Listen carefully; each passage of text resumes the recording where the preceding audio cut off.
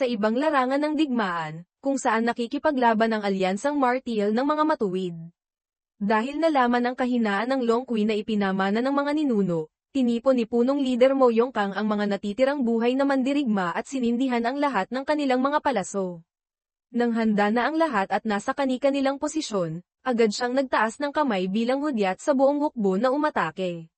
Narinig ng mga mandirigma ang utos, hinayla ng mahigpit ang mga tali ng kanilang pana, at walang tigil na pinaputukan ng mga nag-aapoy na palaso ang Long Kui.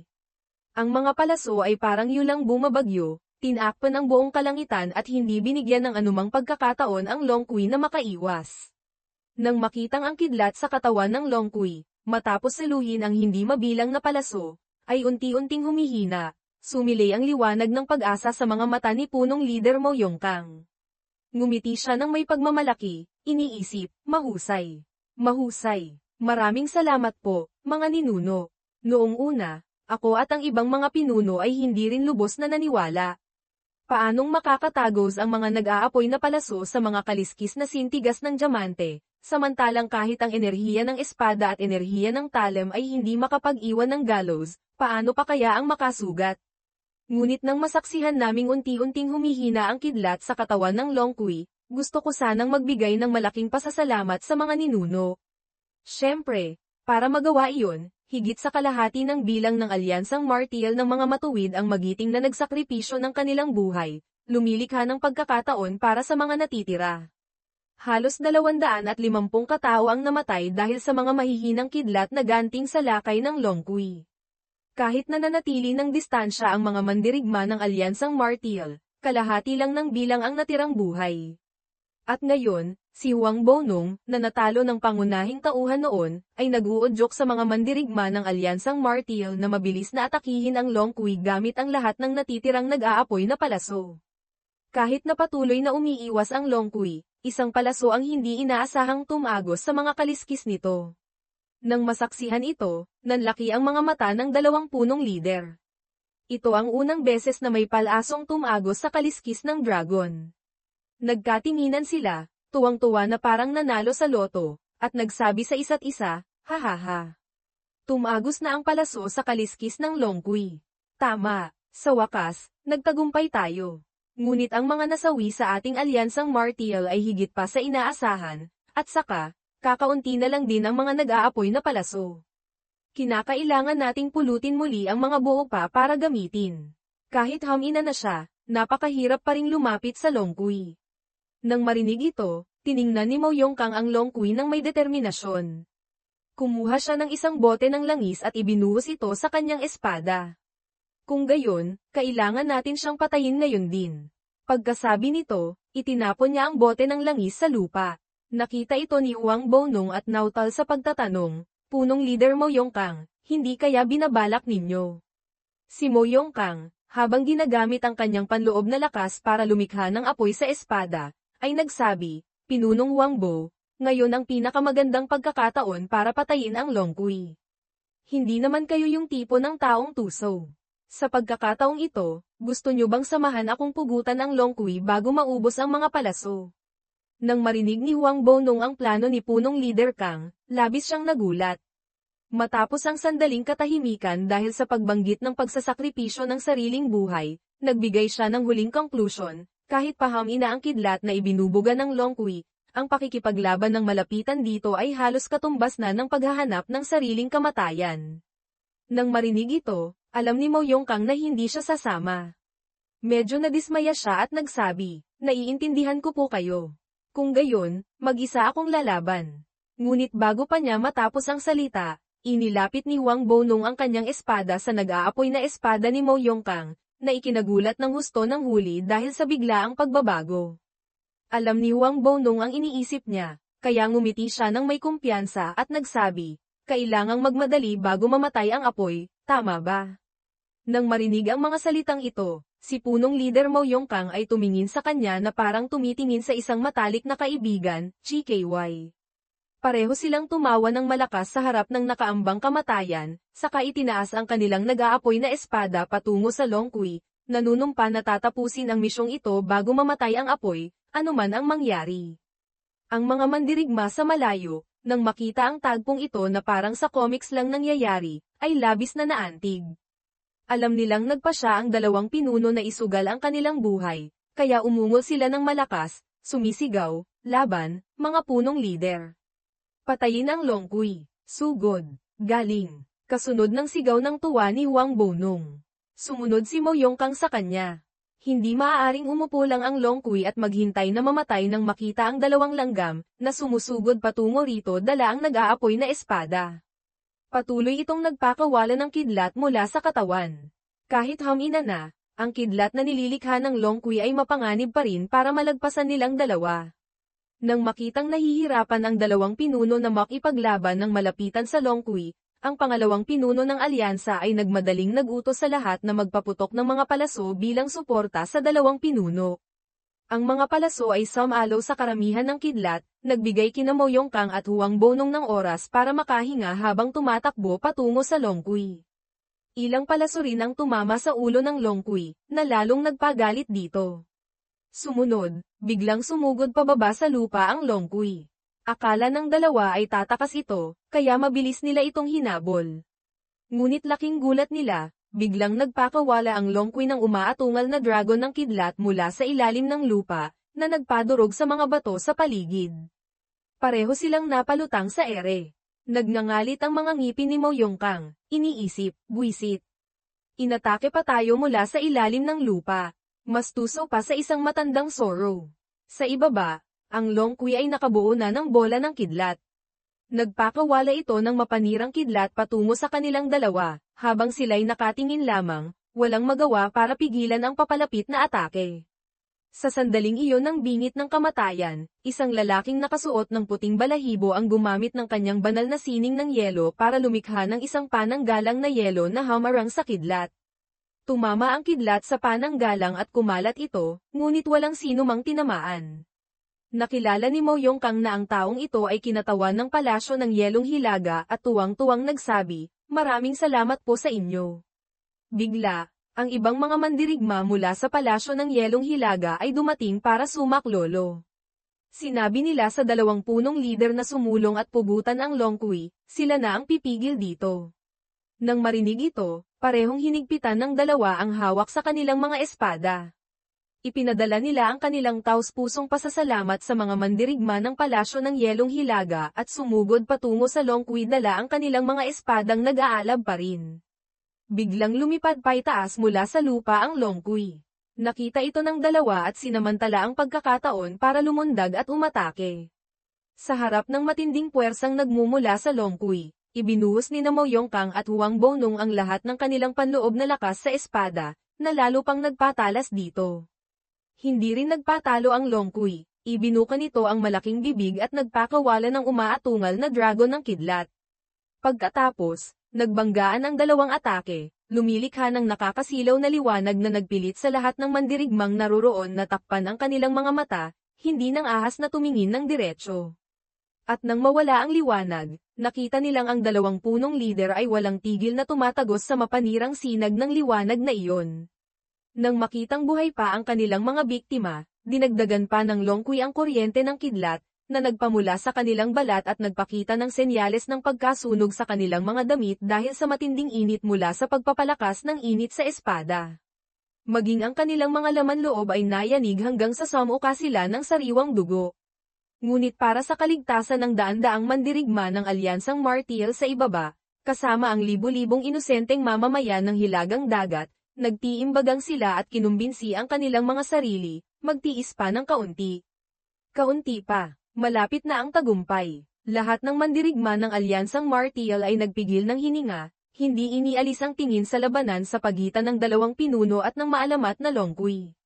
Walang sino mang nang ahas kumurap, dahil sa harap nila, dalawang maliliit na anyo sa gitna ng nagngangalit na bagyo ng digmaan ang ibinubuhos ang kanilang huling lakas para harapin ang nilalang na sa mga alamat lamang ng mga nakaraang henerasyon binabanggit, ang Long Kui, ang mitolohikal na nilalang na walang kamatayan, na tinaguri ang isang sakuna.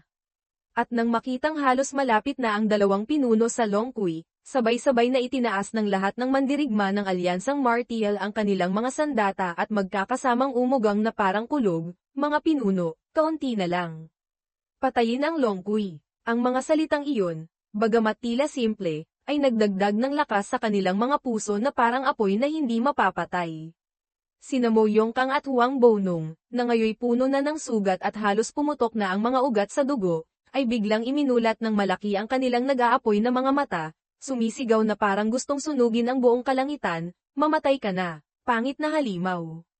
Pagkasigaw, sabay na iwinasiwas ang dalawang espada gamit ang lahat ng natitirang lakas.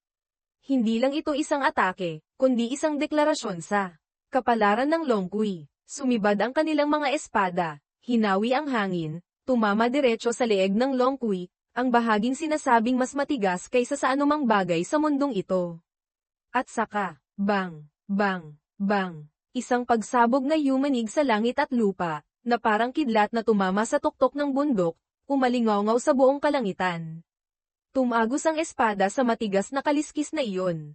Sa sandaling iyon, ang napakalaking leeg ng Long Kui ay naputol sa dalawa. Ang sariwang dugo ay hindi tumulo ng paunti-unti, kundi bumuhos na parang ulan, isang ulan ng dugo na parang mga paputok na pula na sumabog paitaas, tumilamsik sa buong larangan ng digmaan, at kinulayan ng pula ang takip silim. Yumanig ang buong lupain, huminto ang hangin, tumigil sa pag-awit ang mga ibon.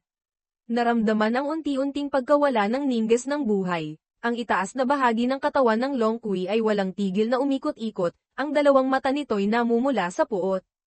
Hindi ito makapapayag. Umungol ito sa huling pagkakataon, na tila naglalaman ng libong taon ng galit at sama ng loob. Ang tunog na iyon ay nagpatigil sa langit at lupa sa isang iglap, ang mga mata nito'y tila anumang oras ay maaaring pumikit na. Pagkatapos, ligtas na lumapag ang dalawa. Ang ulo ng Long Kui ay tuluyang bumagsak na parang isang gumuho na bundok, lumilikha ng mahaba at paliko-likong guhit ng dugo sa ibabaw ng nagkadurog-durog na bato. Lahat ng tao ay nakatutok sa bumagsak na ulo ng Long Kui. At nang tuluyang mawala ang liwanag sa mga asul nitong mata, isang maalamat na nilalang ang bumagsak sa gitna ng panahong ito. Ang matagal ng pinipigilang emosyon ay sumabog na parang bulkan. Tuwang-tuwa silang nagyakapan, nagsisigawan, itinapon pa ang kanilang mga sandata, nagdiriwang ng tagumpay na parang nanalo sa isang kampyonato. Wow! Tagumpay! Bumagsak na ang ulo niya.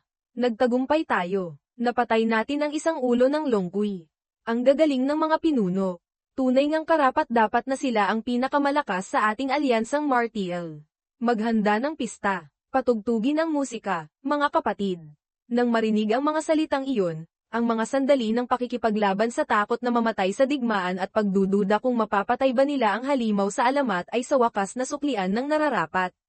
Si Huang Bonong ay napaupo sa lupa. Tumingala siya sa langit at tumawa na parang nababaliw. Ha ha ha. Matapos malagay sa bingit ng kamatayan, napakaraming iniisip sa kanyang puso ngayon. Sa wakas, nagtagumpay tayo. Akala ko mabibigo ang planong ito, pero, epektibo nga talaga ang paraan ni sa kabilang banda, ganito rin ang iniisip ni Mo Yongkang. Sa sobrang tuwa ay nakalimutan na niya ang mga sugat sa katawan. Ngunit ang sandali ng kasiyahan ay hindi nagtagal. Bigla, mula sa langit ay bumagsak ang isang kakaibang pulang likido. Pagkatapos, hindi mabilang na katulad na likido ang damaloy pababa sa lahat ng dako. Labis na nagtaka si Mo Yongkang. Tumingala siya para tingnan kung ano iyon. Ngunit ang nakikita sa kanyang mga mata ngayon ay hindi ulan o anupaman, kundi ang napakalaking leeg ng Long Kui na kapapatay lang nila, nakatayo itong muli na parang isang Diyos.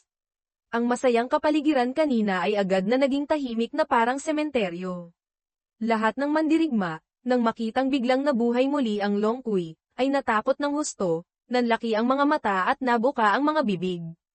Isang taong medyo nakabawi ng diwa ang itinuro ang harapan at nautal sa pagtatanong, Hoy! Huwag mong sabihin iyan yung isa sa mga ulo ng Long Kui na kapapatay lang natin. Samantala, si Huang Bonong ay nakaupo pa rin sa harapan, bumubulong na parang nasa panaginip pa rin ng tagumpay. Nagawa natin. Hindi niya namamalayan na papalapit na sa kanya ang kamatayan. Nang makitang bumubulong pa rin siya at nagpapakasaya sa sarili, si Mo Yongkang, na walang kulay ang mukha, ay tumakbo palapit. Pinunong Huang Bo, umalis ka dyan. Ngunit huli na ang lahat. Nakabuo na ng kidlat ang Long Kui. Isang kidlat na mas mabilis kaysa sa anupaman ang tumagos sa katawan ni Huang Bonong, sa gitna ng kanyang pagkabigla. Ang taong nakaupo sa lupa na parang estatwa ay nagwakas ang buhay bilang isang magiting at makatarungang bayani. Ang mga mata ni Mo Yongkang ay tila gustong mabasag. Umungol siya sa matinding kalungkutan dahil sa pagkamatay ng kasamang nakipagsapalaran sa buhay at kamatayan. Hindi, pinunong Huang Bo. Paglipat ng tagpo, kanluran ng palasyo ng Yelong Hilaga, matapos malaman na kaya niyang sipsipin ang kidlat ng Long Kui, ang pangunahing tauhan, Chon Yo-won, ay hindi nag-atubiling baliw na atakihin ang Long Kui at hayaan itong saktan siya para malaman ang hangganan ng kanyang katawan. Nang masaksihan ito, halos matulala ang lahat ng miyembro ng kulto ng demonyong makalangit, tinatawag na makadiyos na kulto sa ilang salin.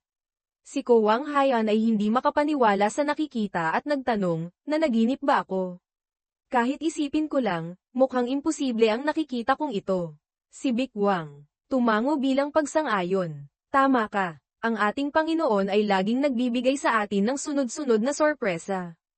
At ang kasintahan ng pangunahing tauhan, si Moon Q, pangalawang pinuno ng espada, ay nanlaki ang mga mata na puno ng paghanga, kumikinang na parang mga bituin sa kalangitan.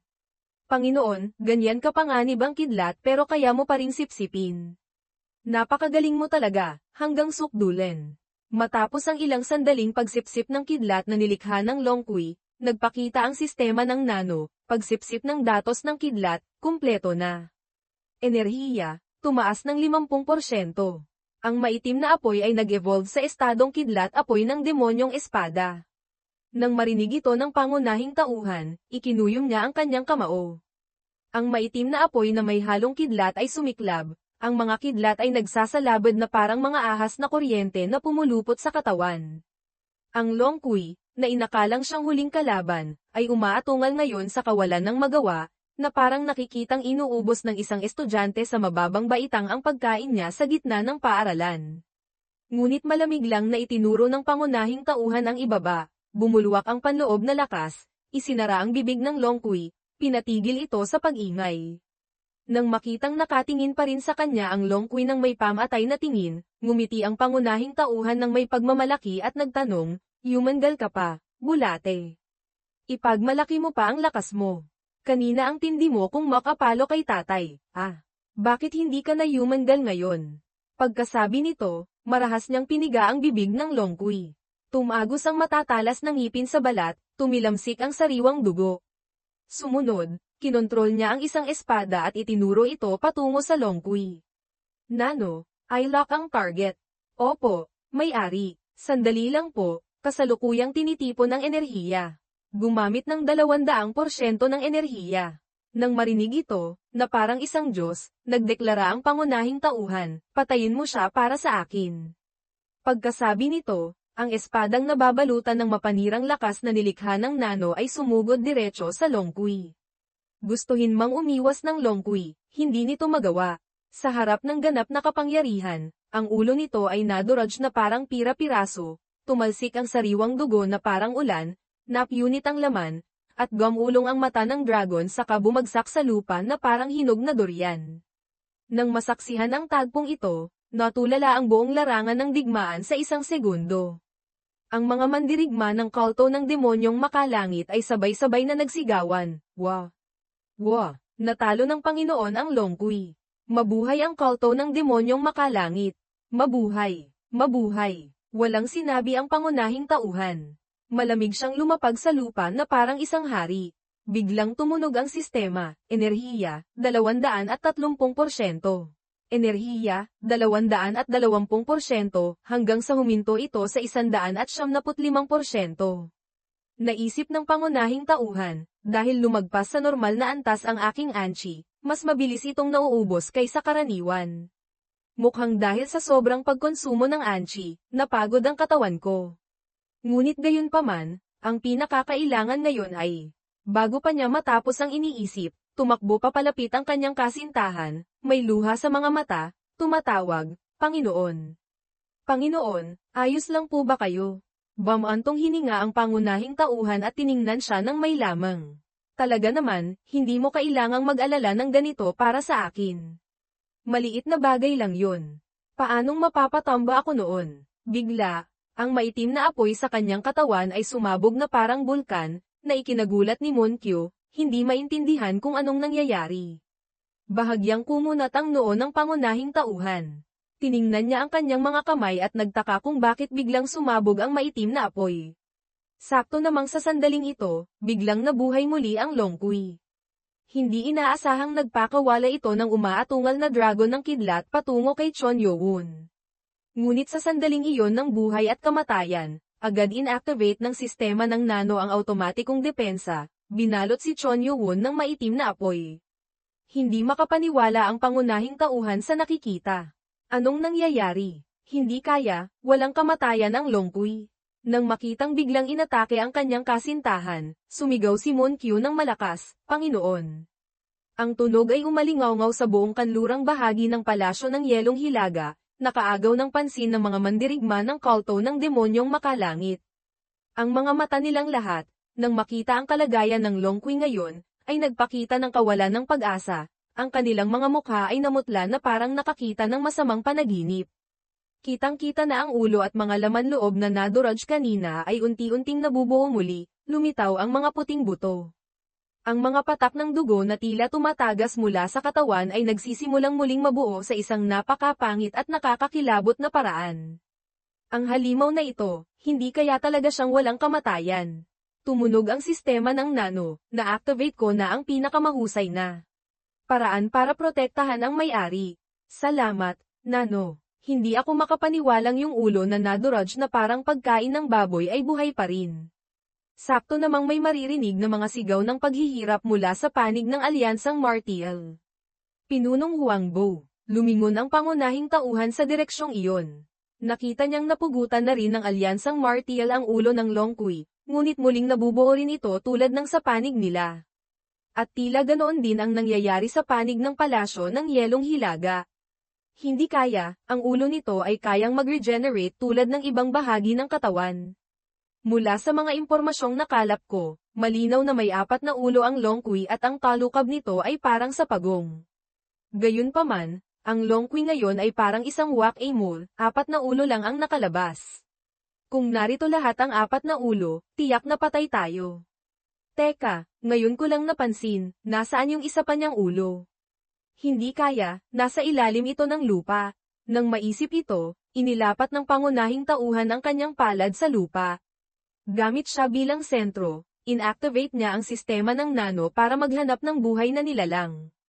Samantala, ang ulo ng Longqui ay malapit nang bumalik sa dating anyo, sa bibig nito ay walang tigil na nag-iipon ng isang bola ng kidlat. Sa tabi, ang mga mandirigma ng kulto ng demonyong makalangit ay nagpapanik, nagsisigawan, Panginoon, aatakihin ka na niya.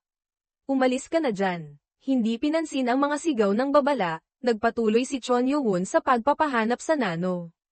At matapos ang ilang sandali, natukoy niya ang isang malakas na tibok ng puso ng isang buhay na nilalang sa ilalim ng lupa. Nang mapagtanto ito, tumayo si Chon Yo-won at sumigaw kay Heobong, Heobong. Ang kidlat niya ay maaaring pahinain ng apoy at mataas na temperatura. Mag-focus ka at protektahan ang mga miyembro ng kulto. Ha, proteksyon. Naiintindihan ko po, medyo naguguluhan sa mabigat na tungkuling iniatang, sumagot si Heobong. Sa lahat ng mandirigma ng kulto ng demonyong makalangit dito, si Heobong lang ang may kakayahang gumamit ng enerhiyang apoy mula sa maapoy na kilin. Ang kanyang kakayahang kontrolin ang apoy ay pangalawa lamang sa dakilang nakatatanda at kay Chon Yo-won. Hindi nag-aksaya ng kahit isang sandali, agad na sumibad ng buong bilis ang pangunahing tauhan patungo sa lokasyon ng tibok ng puso, hindi pinansin kung anong gagawin ng Longqui. Dahil naramdaman niya ang tibok ng puso sa pinakamalalim na bahagi ng lupa, isang napakalakas at nakakatakot na enerhiya ng dugo, marahas at masama. Ito ang tunay na katawan ng Longqui, isang ulo ng dragon na may buong katawang pula. At doon din nakatago ang huling ulo ng Longqui. Mukha itong tuwang-tuwa na parang naglalaro lang sa amin.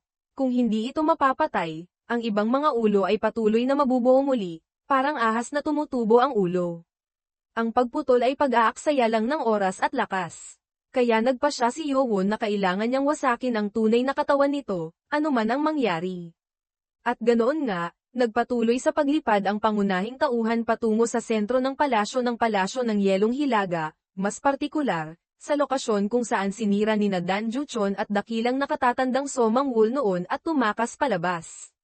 Sa ilalim ng mga guho na iyon, tiyak na nandoon ang tunay na katawan ng Long Kui, nakangiti at naghihintay na mapagod ang kanyang mga biktima. Iye.